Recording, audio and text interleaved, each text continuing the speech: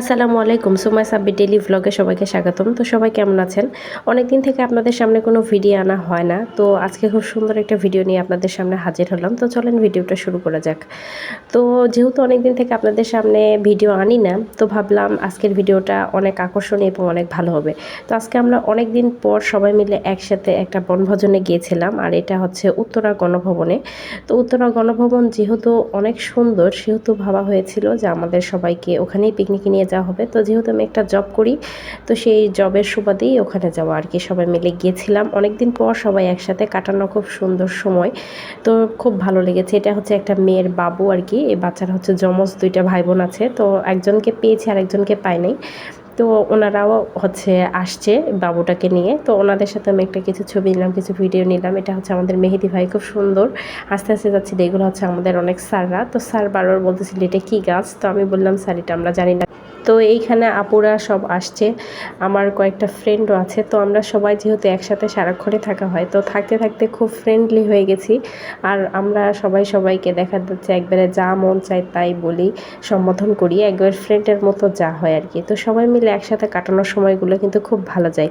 আর উত্তরা গণভবনে এতটা রোদ ছিল যা বলা বাহুল্য, সব রোদ মাথার উপর দিয়ে যাচ্ছিল। আর এটা হচ্ছে আমাদের সোহেল ভাই, একদম পুরো নায়ক, সে নায়কের মতো সানগ্লাস পরে ঘুরতেছে এবং ভাইটা খুবই ভালো।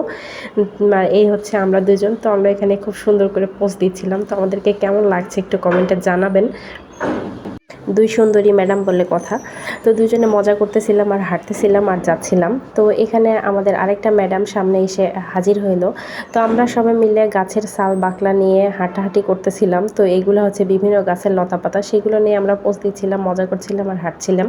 আর এখানে খুব একটা বড় এরিয়া না, খুব ছোটোখাটো এরিয়া। তো এই এরিয়ার মধ্যে অনেক গাছ আছে, আর এই পাশে রাস্তাটার মধ্যে একটু ছায়া আছে, এই জন্য হাঁটতে খুব ভালো লাগতেছিল। এই হচ্ছে আমরা সেই তিন কন্যা। স্যার আমাদের নাম দিয়েছে আমরা নাকি তিন কন্যা, আমরা নাকি সবসময় এক জায়গাতেই থাকি। তো সেই জন্য আমরা তিন কন্যারা মিলে এখানে আসলাম। আরও কিছু আপুরা আছে, তাদেরকে একটু জ্বালাইতে, তো ভাবলাম তাদেরকে একটু ডিস্টার্ব করে আসি। তো একটা আপু ওখানে, খুব সুন্দরী একটা আপু, তো যিনি ছবি তুলছিল তার পাশেরগুলোও খুব সুন্দরী ম্যাডাম। তো সব ম্যাডামরা মিলে ভালো লাগতেছিল। আর এই যে বললাম আমাদের নায়ক ভাই এখানে দাঁড়ায় আছে। তো সবাই মিলে এবার আমরা যে উত্তরা গণভবনের প্যালেসটা আছে এবং প্যালেসটার মধ্যে ঢুকবো। আপুটাকে বললাম একটু হাই দিতে, আপুটি একটু হাই বলে দিল।